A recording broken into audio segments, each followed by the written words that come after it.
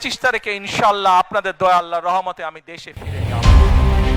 তারেক রহমানের স্বদেশ প্রত্যাবর্তন ঠেকাতেই ইনকিলাব মঞ্চের আহ্বায়ক শহীদ শরীফ ওসমান হাদিকে হত্যা করা হয়েছে এমন বিস্ফোরক মন্তব্য করেছেন ঢাকা বিশ্ববিদ্যালয় ছাত্রদলের যুগ্ম সম্পাদক আবিদুল ইসলাম খান। শুক্রবার ১৯ ডিসেম্বর কুমিল্লার ৯ আসনের মনোহরগঞ্জ সরকারি উচ্চ বিদ্যালয় ও কলেজ মাঠে বিএনপির আয়োজিত এক অনুষ্ঠানে বক্তব্য দিতে গিয়ে তিনি এই অভিযোগ করেন।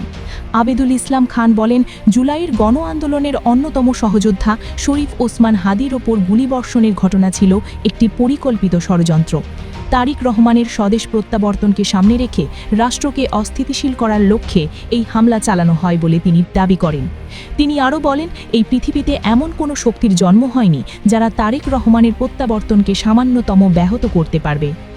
শহীদ হাদির অবদান স্মরণ করে আবিদ বলেন, জুলাই গণ অভ্যুত্থানের অন্যতম গতি ছিলেন শরীফ ওসমান হাদি, কিন্তু তার মৃত্যুকে রাজনৈতিকভাবে ব্যবহার করতে একটি নির্দিষ্ট গোষ্ঠী দেশের স্বনামধন্য গণমাধ্যমে হামলা চালিয়েছে। একই সঙ্গে রাজশাহী ও খুলনায় কূটনৈতিক কার্যালয় হামলা এবং ময়মনসিংহে সহিংসতার ঘটনাকে তিনি রাষ্ট্রকে অস্থিতিশীল করার ধারাবাহিক অপচেষ্টা হিসেবে উল্লেখ করেন। তিনি বলেন, যারা নির্বাচন চায় না তারাই এসব সহিংসতার পেছনে রয়েছে। দীর্ঘদিন আওয়ামী লীগের সঙ্গে থেকে সুবিধা নেওয়া একটি গোষ্ঠী এখন নানা রূপে আবির্ভূত হয়ে দেশে অবাধ ও নিরপেক্ষ নির্বাচন বাধাগ্রস্ত করতে চাইছে।